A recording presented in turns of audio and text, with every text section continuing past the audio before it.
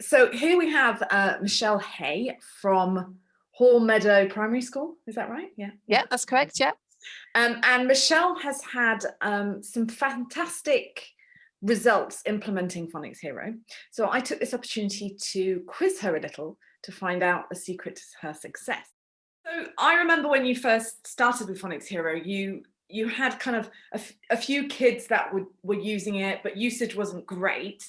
And I expect they're probably the kids you'd have expected to use it. Is that right? Correct. Yes, definitely. Yes. So what did you do to get that usage going? Well, it sort of rolled a bit. So the year threes, that we initially started off with was sort of a bit of sort of a trial, see how it was going. We were using it in class and then it really sort of took off mainly with the second year that we were using it, which would be our current year twos. They really, really loved it. There was one particular little boy who really loved it. He loved rescuing the superheroes. He was very enthusiastic at it and would come in every day and tell us about it. The teacher account is really helpful as well, because we dip in and out of games, so we can jump forward and jump back, different to what the children can play, and they like to see the games that we're doing. So that rolled out in encouraging them to use it at home. Okay, and how are you using that usage report? Are you going to specific parents, or how are you using that? Yep. So obviously you introduced it just after Christmas, and it was sent over. So it's really quite useful for us to see the children that aren't using it. So what we do is I've set a spreadsheet up that shows me how many logins they've had against the time that they're using it. We've set an expectation of how long we would like them to use it for, which at the moment is 10 minutes daily. So we're at least like 50 minutes across the week. Some children using way above that, but that's their choice. Some children are not using it so much. So it's really just to pinpoint those that aren't using it, find out why.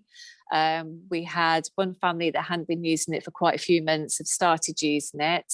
And he's doing really well with it. He's enjoyed it. So I think for some of them, they probably didn't look to explore it as much, but now it's we speak about it a lot. They've took it on, and he's playing really well with it. So we use that for a variety of things really, but it's mainly just to capture the ones that aren't using it and to see why, and then just to track the progress that they're making. And definitely it has benefited. Definitely, I would say that definitely there's some children that I know that have been using it, and in their writing, and the recent assessment that we did this week, we started to do, their scores have improved from when we did it in November.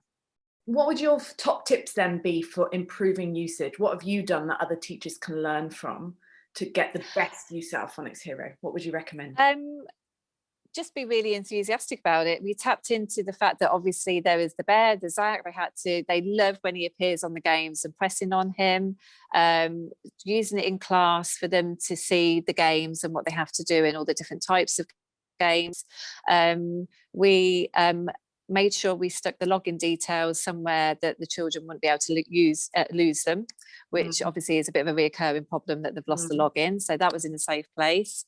Lots of dialogue at school and at home. And then obviously during lockdown, that's when it's become quite a strong tool for us, because we're having quite dialogue with it every week. And obviously when you use the usage form that we can now access, that's been a really big help for us. So it's we just keep engaging and keep speaking about it and asking the children how they're getting on, so they want to come and tell you. So it's just really good being able to just sort of see where the children are going. And in particular, we found some of our red areas were, for a few children, were in the similar group. So it might have been the tricky spelling. So you sort of look back, say, okay, so a lot of children are struggling in that area.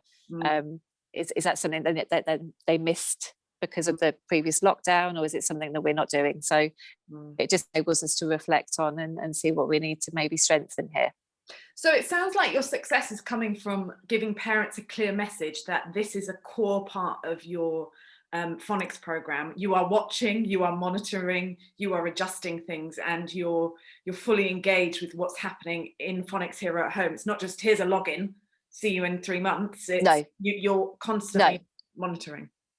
Yeah, I think it's really good, because for the children it's something they can be independent on. They can access it, they can use it.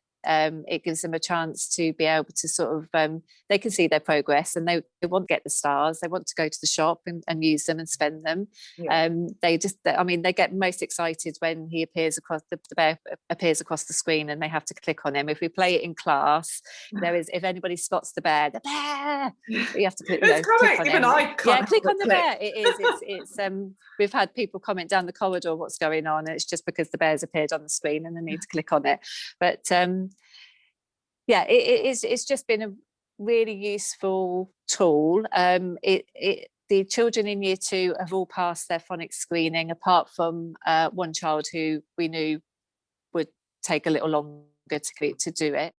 So when you introduced it, did you do just a parent's letter? Did you do a video of you talking about it? Did you do stuff on Seesaw? How did you intro it that way? Well, we use a letter that you have as a template. We sent that out, and then we also sent out the little video that you have that introduced it on email. And then that's really how we did it. And then obviously the children were given their logins that they took home. And then we decided that we would stick them also somewhere so it was safe, so parents could find it. And that's how it was introduced, really. And it's just been talking about it pre-Christmas in class and using it, so they were going home and using it. And obviously we've had to adapt slightly with them being at home, but that's where the usage report is becoming a really useful tool. So as I said, it's just keeps us updated with how people are getting on. That's really helpful. Thank you for sharing your experience with the other teachers.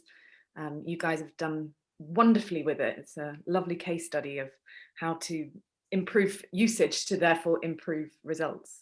So thank you for your time, Michelle. Thank you, no problem. Nice speaking to you.